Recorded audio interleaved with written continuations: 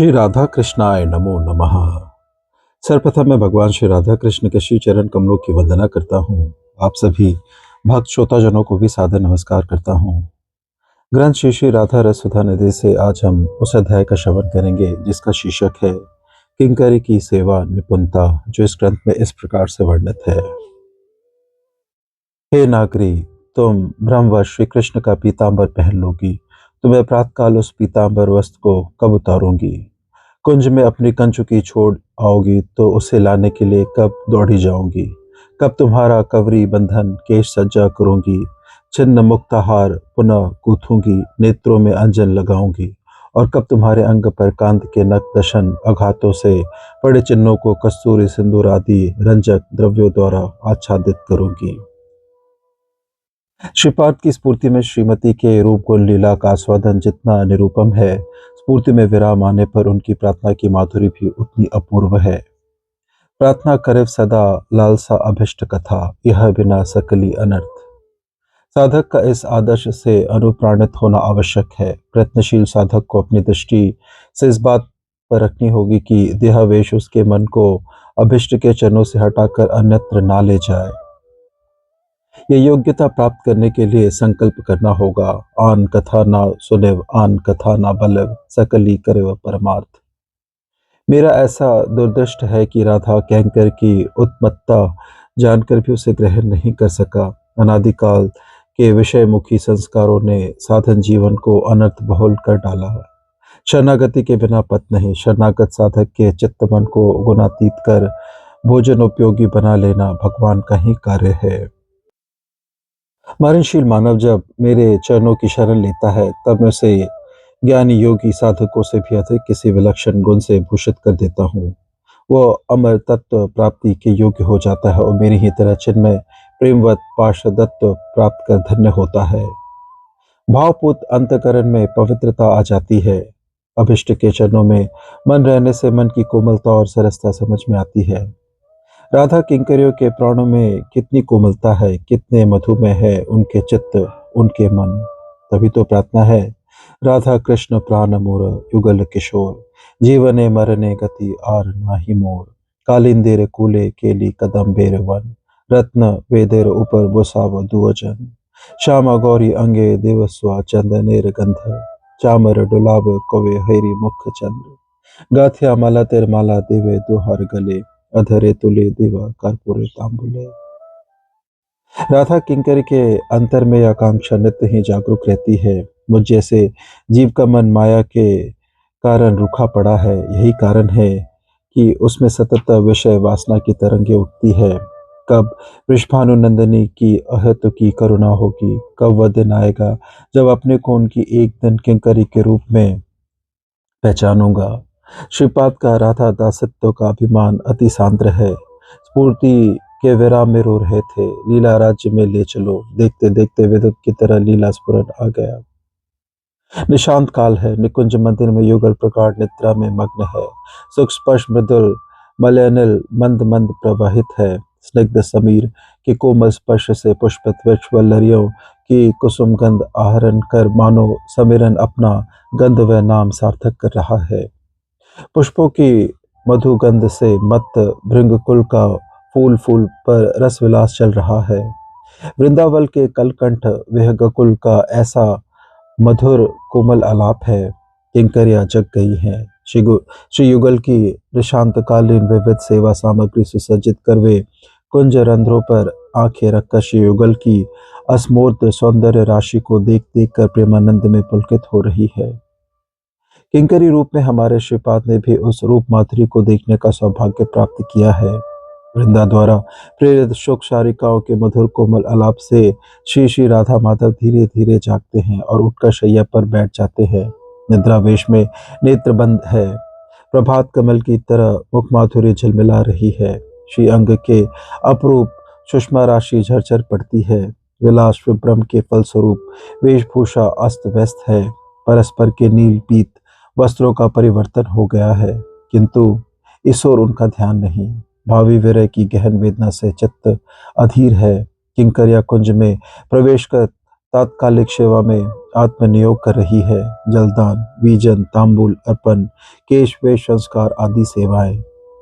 श्रीपाद ने किंकरी के रूप में कुछ एक सेवाओं का सौभाग्य प्राप्त कर लिया है। सेवा में परम सुदक्ष किंकरी सेवा से पूर्व कहती है, हे नागरी, अपने संबोधन के द्वारा वह श्रीमती का ध्यान वेशभूषा के प्रति आकर्षित करती है।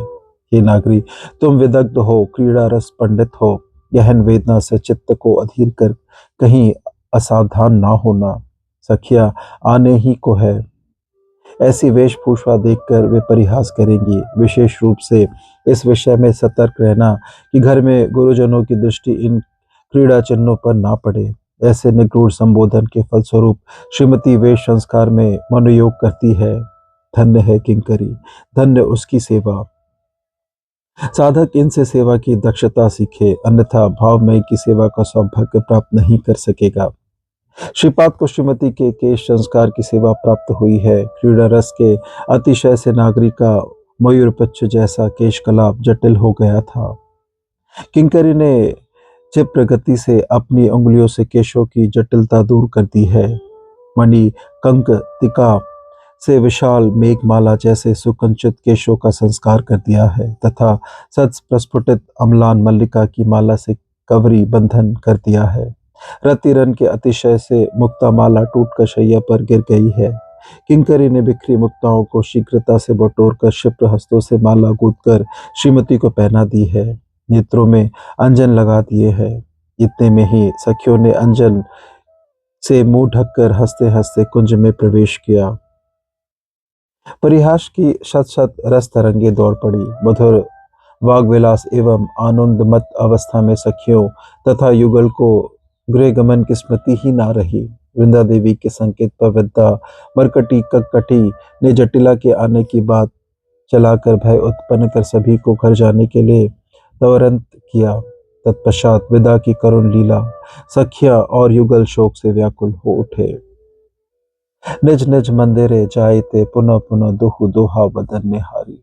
अंतरे ओयल प्रेम पयो निधि नयने गलय धनवारी। माधव हमारी विदाई पाए तो तुहारी प्रेम संगे पुन चली आओ। अब दर्शन नाही मोर कातर नयने निहारते दोहे दोहा। उथलल प्रेम तरंग मूर्छल राय मूर्छहि पड़ु। माधव कवे हवे ताकर संग ललिता सुमुखी सुमुखी करी पुकारत। राय के कोरे आगोर सहचरी कानू कानू करी पुकारत। ढरकत लोचन लोय। सहचर्या श्रीमती को पुनर्मिलन का प्रबोध देकर स्वस्थ कर घर ले जा रही है। श्री कृष्ण भी धीरे धीरे घर की ओर चले गए। सहसा श्रीमती को ध्यान आया, कुंज में कंचुकी छोड़ आई। सखियों को पता चल गया तो बड़ी लज्जा का सामना करना पड़ेगा। श्रीमती अपने नेत्रों के इंगित से किंकरी को वह कंचुकी लाने का आदेश देती है। हमारे श्रीपाद ने किंकरी के रूप में किसी छल से कुंज में जाकर कंचुकी लाकर सखियों की दृष्टि से बचाकर गुप्त रूप से श्रीमती को दी है। उसे प्राप्त कर श्रीमती आनंदित है। ऐसी सेवा राधा किंकर की तरह और कोई नहीं जानता। किंकर या सेवरस की मूर्ति है। इनके स्वरूप ही सेवरस से रचित है। इन्हीं की कृपा से साधक का मन सेवा की योग्यता प्राप्त करेगा। श्रीमती सखियों के साथ बड़ी सतर्कता से जावट अपने घर में प्रवेश कर सैया पर जा लेटी।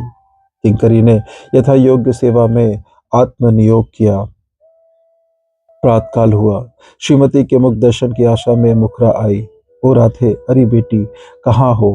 कहते कहते वे श्री राधा के शयन कक्ष से निकट आ पहुंची। उनके आने की बात जानकर सखियों के विविध प्रकार प्रबोधन से श्री राधा ने सैया छोड़ी। सहसा मुखरा की दृष्टि पड़ी श्री राधा के अंग पर श्री कृष्ण का पीतांबर। वे सरोष कहने लगी, विशाखे यह क्या? कल संध्या के समय श्री कृष्ण के वक्ष पर जो उज्जवल पीत उत्तरीय देखा था वही तुम्हारी सखी के अंग पर देख रही हूँ। हाय कैसा प्रमाद! निष्कलंक कुल बालाओं का यह कैसा व्यवहार! मुखरा की बात पर चौंक कर विशाखा ने श्री राधा की ओर देखा। पीला उत्तरीय देखकर सोचा, हाय ये क्या! सत्य ही सखी के अंग पर श्री कृष्ण का उत्तरीय है। फिर भी अपनी प्रयोत्पत्ति का सहारा लेकर बोली, हे मुग्धे स्वभावांधे, ये देखो गवा चंद्र से आ रही सूर्य किरणों के स्पर्श से सखी के अंग से स्वर्णिम ज्योति छिटक रही है, इसलिए इसका नील वस्त्र पीतांबर जैसा दिख रहा है। मुखरा ने जैसे ही गवाक्ष की ओर मुँह किया, श्री राधा के निकट किंकरी रूप में खड़े श्रीपाद ने पल भर में पीत वस्त्र हटाकर उनका नीला उत्तरीय डाल दिया। किंकरी के हाथों की शुभ्रता के कारण किसी को पता ही ना चला। मुखरा श्री राधा के अंग पर नील वस्त्र देखकर लज्जित होकर चली गई। इसके पश्चात श्रीपाद देखते हैं कि श्रीमती के अंग पर स्थान स्थान पर विलासकाली श्री कृष्ण के नखदंतों के शत पड़े हुए हैं। गुरुजनों और सखियों की दृष्टि में न आए इस विचार से उन्होंने क्षिप्र हस्तों से सिंदूर, कस्तूरी आदि रंजक द्रव्यों से उन छत चिन्हों को ढक दिया। भले ही यह सब स्फूर्ति में हुआ है, किंतु साक्षात्कार की तरह ही निबिड़ सेवा रस का आस्वादन है। जैसा स्फुरन में विराम आ गया। हाहाकार करते हुए उन्हीं सेवाओं को पुनः प्राप्त करने के लिए श्रीपाद श्रीमती के चरणों में कातर प्रार्थना कर रहे हैं। इस प्रकार से ग्रंथ श्री श्री राधा रस सुधा स्त्री से आज के अध्याय की संपन्नता होती है। श्रवण करने के लिए और अपना बहुमूल्य समय देने के लिए आपको धन्यवाद। त्रुटियों के लिए क्षमा प्रार्थी हूँ। श्री राधा कृष्णाय नमो नमः।